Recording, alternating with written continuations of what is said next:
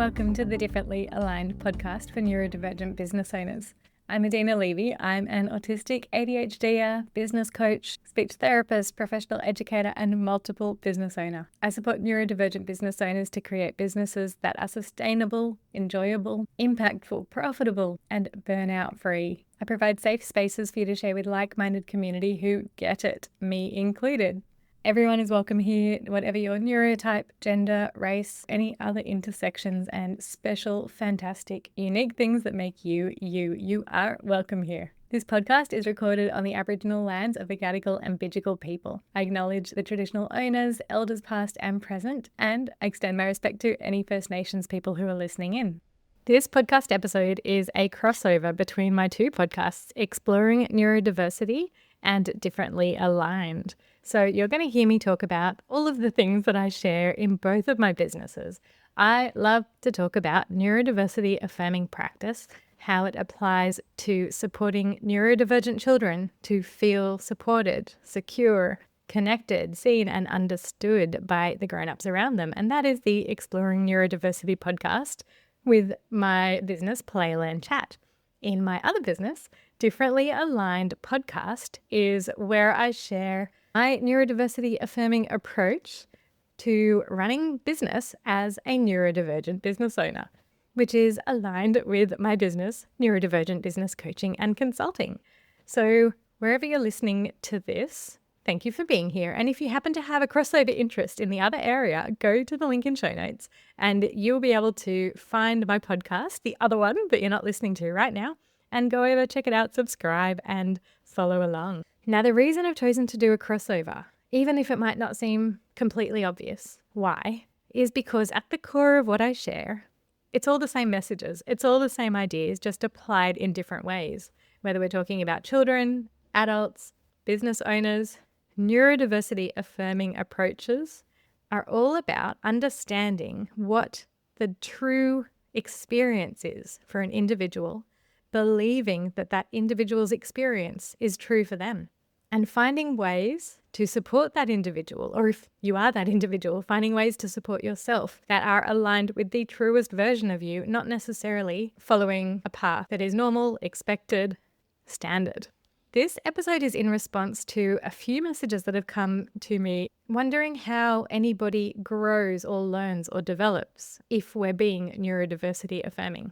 I think it's such a myth, it's such a misconception that neurodiversity affirming approaches just mean being permissive, going along with exactly whatever a neurodivergent individual wants and never doing anything hard or progressing or stretching outside comfort zones. I mean, comfort zones itself is a really interesting concept, but this is the deep misconception.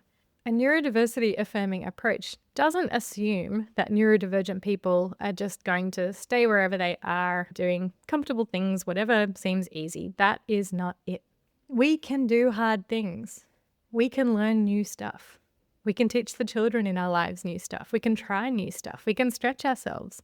And we absolutely should. That's the experience of life. But the biggest key here is in the title, and I'm going to say it over and over, is you can do the right hard things with the right support at the right time. I've got a visual model for this that I have linked in my blog post about this episode. So in the show notes, you're going to find a link to my website and that is going to have the visual. But I'm going to talk you through it and then give you some examples about how this doing hard things model applies to children, to adults, and to neurodivergent business owners. So mostly, it's amazing, it's wonderful, it's important in life to do things that you enjoy, to do things that feel good, to do things that feel right and comfortable and safe. And sometimes it's important to do hard things for good reasons. Now, good reasons is a real big catch-all phrase, but the idea there is that these good reasons could be things like safety, long-term well-being, meeting long-term goals that you yourself or the individual you're supporting has, things that will generally help that person longer term in life. Sometimes good things are about keeping connected to people around you in a negotiation, the dance of social interactions where sometimes we have conflicting needs or conflicting comforts, and therefore sometimes, just sometimes, we might need to do hard things for us for the good reason of helping somebody else. There are lots of good reasons, and I'm not here to spell them out for you because it's very context-based and it's very personal. What are the good reasons for doing hard things? I'm kind of, imagine it with capital letters, like a hard thing. Again, that's a catch-all phrase. Whatever this hard thing is varies moment by moment, by context, by perception. Something that was an easy thing yesterday might be a hard thing today. It doesn't only mean new things. Whenever it's decided that it's a good idea to do this hard thing, you need to make sure that it's done with the right support and at the right time. I will make this concrete. We're going into examples in a moment. But let me tell you the 6 aspects that I recommend looking at to make it as easy as possible to do the hard thing. Firstly, it's really important to focus on the big and small motivations. Understand what are the good reasons behind doing the hard thing. And sometimes adding small motivations can be really, really helpful. For some grown-ups, it's simply putting a checkbox on a to-do list. For some kids, it can be a token reinforcer, like grabbing a sticker. Very, very individualized. Ideally, the motivation is intrinsic. It's within that person. They are personally driven to get the outcome that hard thing will lead them to. But sometimes we do also need to build in small motivators that are aligned with what a person truly wants. Helps them get over the line for those extra little bits of motivation that are lacking. And importantly, they're not used manipulatively. Ideally, these small motivations are self-driven by the person who is doing the hard thing. My little example today is I really wanted to get Facebook ads up and running and I wanted to paint my nails. The hard thing was all the pieces that go into getting my Facebook ads up. I'm pretty good at it. I've done it a lot of times and it's still kind of hard. So I did it and then I painted my nails. Hooray! As a grown-up, I get to decide that for myself. What are the little and big motivators that I put in place to help myself get excited or be ready and interested in doing the hard thing? Another way to make it as easy as possible is to pick your ideal attention time. This takes a lot of experimenting. You're not always going to get it right, but there might be some general patterns about when you or when the child has the best possible attention for that kind of hard thing. Another way to make it as easy as possible is to have maximum support for sensory needs, to making sure that there is sensory regulation and sensory comfort when attempting to do the hard thing. And equally, having maximum emotional regulation is super important too. There might be a day where you plan to do that big hard thing, but then something made your emotions go really way off. You just know that it's a really tricky day. You're feeling triggered, you're feeling frustrated already before anything hard has even happened, and that might be a great reason to delay doing the hard thing to another day, or at least to prioritize emotional regulation before diving into the hard thing. Getting help from other people is another really, really important way to make it as easy as possible. Maybe that's learning from other people, getting examples from other people, having tutoring, having an assistant, having a support person, having a coach, a therapist, family member, friend. There's just so many ways this can look, but use the people in your world to help you do the hard thing. And finally, using all your support tools and systems possible to help you do the hard thing is so important. If it crosses your mind that this certain thing might help, just do the thing. Put that thing in place, or get comfortable, or get the right music happening. Whatever it is that you can think of that will help you do the hard thing just a little bit easier, do that. There's no shame in making hard things easy. It's a brilliant life hack. And it's the key to actually growing in a sustainable way without heading down a path of stress and burnout and exhaustion and self-doubt when we try to do things that are way too hard for us in that particular moment. So let me talk you through some examples to make this a little bit concrete. Now, a lot of the audience, especially on my Exploring Neurodiversity podcast, are professionals who support neurodivergent children. There are also many parents listening, or people who work with children in different capacities or care for children. So we're going to talk about supporting an autistic child who's learning to read at school, and how this idea of doing the right hard things with the right motivation at the right time with the right supports, it's fine because you can make it as easy as possible to get the hard thing done. So we're talking about Mason, age 6. He's in year 1 and he really, really struggled throughout kindergarten to learn to read. His kindergarten teacher insisted on pushing his reading forward even when he was getting upset, frustrated, and disheartened because he wasn't getting the same progress that his peers were. He was becoming more and more aware of his difficulty and shutting down, and his teacher continued to persist because she felt that she had to get him to a particular reading level. But the pushing continued to push Mason further and further away from wanting to read. However, here's the motivation. Here's the reason. First of all, literacy is generally, where it's available, seen as a good thing for everyone to have in as much as they can possibly do with the right supports in their life. Literacy helps us keep connected with the world. It opens up so many opportunities. I'm not going to keep selling the value of it, but I am going to say literacy is not available to everyone and it looks different to everyone. Anyway, Mason also loves animals and he's got such a deep curiosity and he wants to learn more about animals. He started choosing library books and books at home about animals, and he's getting curious and bringing them to the grown-ups around him for them to read more to him, which he hadn't done most of kindergarten. So on his own, he started to recognize that he wants to learn to read so that he can get the information from these books. This idea of making it as easy as possible, for Mason, it looks like this. Mason and the grown-ups around him are reminding him of his interest and allowing him to pursue reading around his interest of animals. They're supporting his ideal attention time by doing reading time early in the morning, pretty much when Mason wakes up because he's very alert and very on when he wakes up fresh. They're not trying to do reading in the evening because he gets easily frustrated at that time, and that's a pattern that they know day after day. Mason's family and teachers are giving maximum support for his sensory needs before diving into reading. So he's helped create a reading corner at home and at school, and he's had that agency and that support from the people around him to build a space that feels great to him. On the note of emotional regulation, his parents and teachers understand that he can easily get into frustration, and when he does, that might be reading time shut down for the rest of that day. So they're proceeding gently. And that's working. Letting Mason lead the reading time is working because he wants to do it. He's moving forward. He's asking to do it. But it can't always be hard for him. When things are too hard, when he's getting too frustrated, when he's too tired because he hasn't slept well the night before, the grown-ups around him help by reading to him without any shame, without any judgment. It's just on offer so that he can access the information he's curious about in those books without him having to feel that he's forced to do the hard thing on a day where everything feels too hard.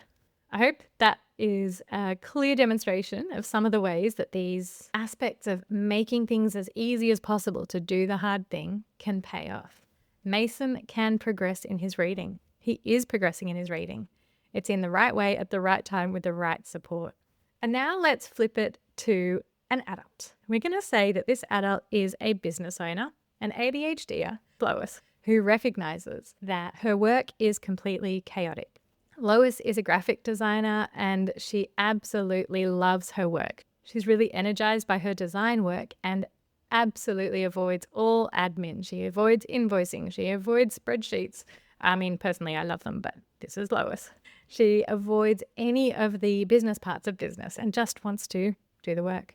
Lois recognized that she needed a project management system and she settled on one she's ready to implement. It looks pretty enough. She's keen. She's got the right idea about the hard thing that she wants to do because she recognizes that that hard thing of learning this project management app and using it day to day, getting into these habits and patterns, this is hard for her. She's never done it by default. She's never stuck with a list for more than 5 minutes. But she just knows that it's time to tame all of the load of stuff that's in her brain and obviously always getting forgotten and left behind and the guilt associated with that and the missed business opportunities. She knows it's time to tame it and put it into an app and make some sense of it all. So she's got the idea. It's a good thing for her to do that. She's decided. But it's not her usual groove. So it is going to be really, really hard. Lois is going to make it as easy as possible for herself. She is going to focus on those big and small motivations by writing on a Post-it note exactly what the outcome will be. When I learn to use ClickUp, I will take all the junk out of my brain. I won't forget so much stuff and I'll make more money. That's so cool. Right in front of her.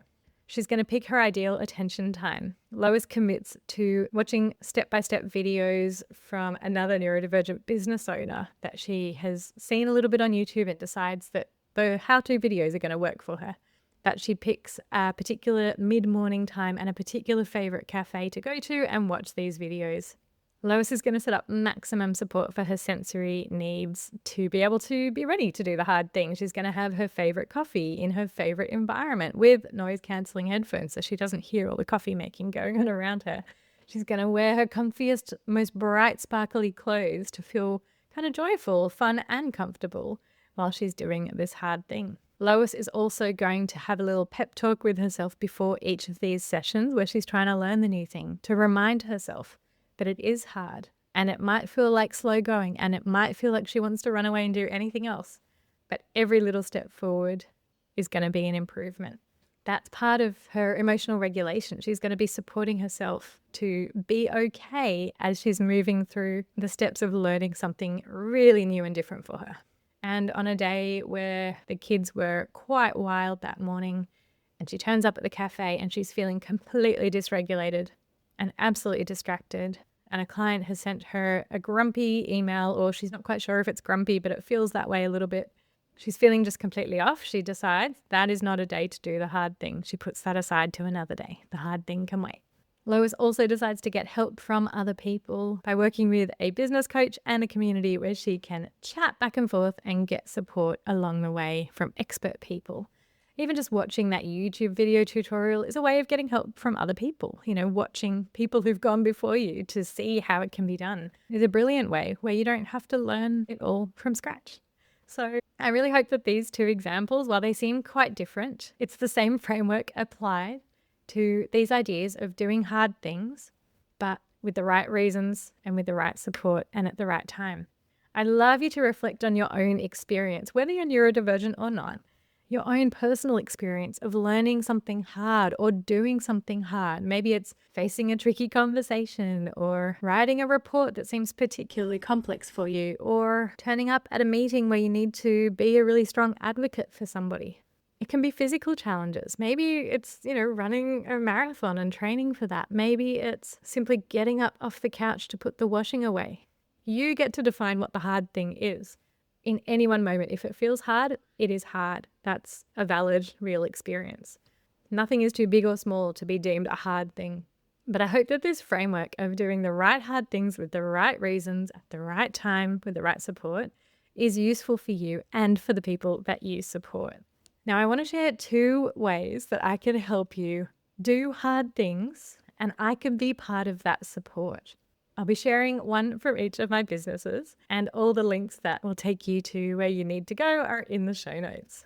Firstly, if you are a neurodivergent service-based business owner, you are invited to my upcoming free webinar. It's on the 19th of May, 2025. If you're listening after the fact, you'll still be able to go to the link in the show notes and go and check out what else I have available for you, that other ways that I can support you as a neurodivergent business owner. But anyway, on the 19th of May, I'm running a free webinar called Shift Your Business from Burnout to Boundless.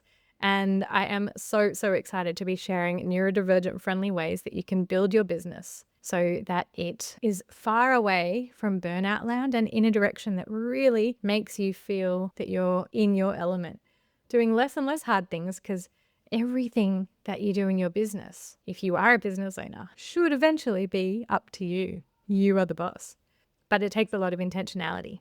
And so I call a lot of this out and share lots of strategies and ideas for how you can shift your business away from burnout and into a boundless future that works for you. That is free, and the registration for that is in the show notes. And at the end of that webinar, I'll be sharing about my Neurodivergent Business Collective, which is my membership for neurodivergent business owners. It's a delightful online space where I can be that support for so many people. And we have a beautiful community. And yeah, I just absolutely love helping other business owners do things in a way that works more for them. And on a similar note, I have also just released a webinar through Play Learn Chat, but kind of co-presented from Neurodivergent Business Coaching and Consulting. I brought both of my brains together for this one, diversifying revenue streams for allied health professionals. And I'm sharing innovative business models to fit your brain, your life, and the unpredictable NDIS landscape. For those who are in Australia, you'll know exactly what that means. But wherever you are in the world, having a more diverse lineup of things that happen in your business is only going to benefit you. And I really encourage people to think outside the box for the supports you offer people, because it will also benefit the people that you support. I've got 30% off that webinar until the 15th of May. But if you're listening after the fact, please go check it out anyway and see what's available, what is on offer, and how I can support you to be your best self, whether you are running a business, whether you're neurodivergent running a business, whether you're an adult supporting children who are having a hard time in life, because life is built on hard mode for them. I want you to find ways that you can support them to make their hard things as easy as possible, and make sure that the hard things that they're working on are the right hard things for them. As always, I'd love to hear your feedback, your questions, your suggestions about what else you'd like me to share. Thank you so much for listening. Get in touch with me on Instagram. You'll find me there, neurodivergent.business. Have a beautiful day.